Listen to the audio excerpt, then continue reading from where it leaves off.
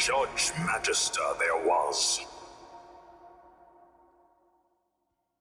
Greetings everyone, this is Judge Magister, and for today's Speedrun 101 episode I'm going to be focusing on Thrall, the Throneless Ruler.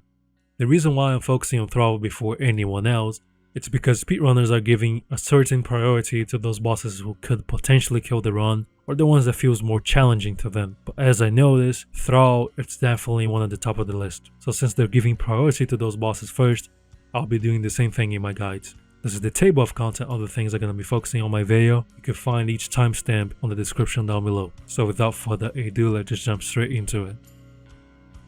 So first, we need to talk about the intentional ways that you can climb on this boss. And surprisingly, this boss has many ways that you can climb on it. But first you need to destroy the armor that is located in some of his body parts. And he also has a dangling thing hanging on his chin. So the first intentional way is if you destroy the armor on the leg, you're going to be able to climb on the fur on the leg area, therefore you're going to also reach a sigil. Both of the arms also has ways of climbing on it. Each of the arms has like those hook spots which you can grapple on it. If you destroy the armor, you're going to basically see those hook spots and you could easily just grapple on it. Think of it as a checkpoint. In case you fall down, you could just grapple on those hook spots. If you destroy the armor on the circular dangling thing below his chin, you're going to also be able to grapple on that as well. You don't have to destroy that entirely, however it is recommended if you want to stand up on it.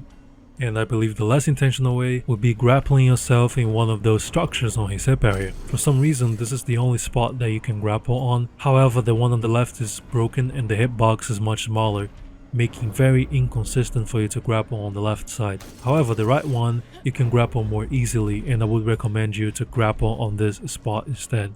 So now that you know the intentional ways of climbing on this boss, we also need to know the shaking variations that Thrall has. And just like Satya, this boss has some variations that are quite similar to it, however it has one more. The first one is the leg shake animation. If you're standing around his leg area or simply ring the bell on the right leg, you're gonna trigger the leg animation. And the hitbox that affects, it's only on the leg area. The other shake animation that this boss has, if you ring the bell sigil on his right arm or on his left arm, you're gonna trigger the torso shaking animation.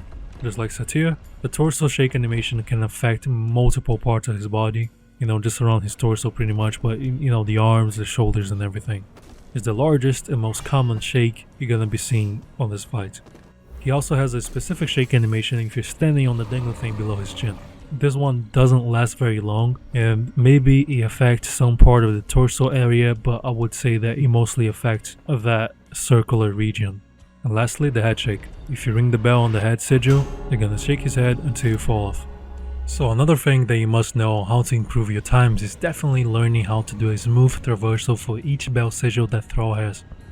Traversing on Thrall's body is easily the most challenging thing that this boss has to offer, and also has the biggest impact on your time loss, losing about a minute or two. First you need to destroy some specific armor pieces such as the right leg, the right arm, and also one of the pillars along with the sign and medallion thing, however you may refer as. Mastering the pot, however, may take some time for you to get used to, therefore I recommend you to stay on echo mode doing some target practice in the meantime. And now that you destroyed all the armor pieces, let's proceed with the smooth traversals that you can make. If you're on his right leg, you could simply jump off and grapple at the hook spot from his right arm. If you are on his right arm, you are closer to the pillars above, but not within the range that you can grapple on the pillars. The only way that I found smooth enough was actually using some physics manipulation once he raised his hand to charge a strike at you. That's when you could time a jump, and if your timing is good enough, you could actually jump higher than usual and then reaching the range and grappling at those pillars. Now if you want to go to his left arm, you could actually just jump off from the pillar and glide yourself to the left arm. As for the head, it's pretty straightforward. All you need to do is basically just activate the mechanism with your grappling hook without the need of going inside and then proceed to the head. If you're on the head as well, you could also do some physics manipulation to go to the other sigils, preferably the left arm one. However, this one is quite inconsistent without practicing your echo mode, so keep that in mind. But now, let's proceed to the last technique that will massively improve your runs, which is of course, the one cycle technique. But first you must ask, can I one cycle Thrall? And I answer you, yes you can. Specifically I would say that the leg sigil is the only one that you can one cycle, however the arm sigils can be struck twice before he shakes you off. The bell sigil on the head, however, is the single one that I haven't truly found a way of optimizing as much. As for the others though, Let me show you how he would do this technique. In this boss though, waiting until the right time to ring the bells will be the key to save you tons of time. Now as for the leg sigil to one cycle, you could either use all of the other shaking variations to potentially one cycle. However, I recommend triggering the torso shaking animation instead, as it is the longest and it can be triggered by ringing another bell sigil at the arms, preferably of course the one at the right. For both of the arms unfortunately you can't really use any of the shaking variations to your advantage, since ringing the bells at the arms will basically trigger the torso shaking animation, and this will basically overlap all the shaking variations that Thrall has. That's when comes the reason why I said that waiting is the key.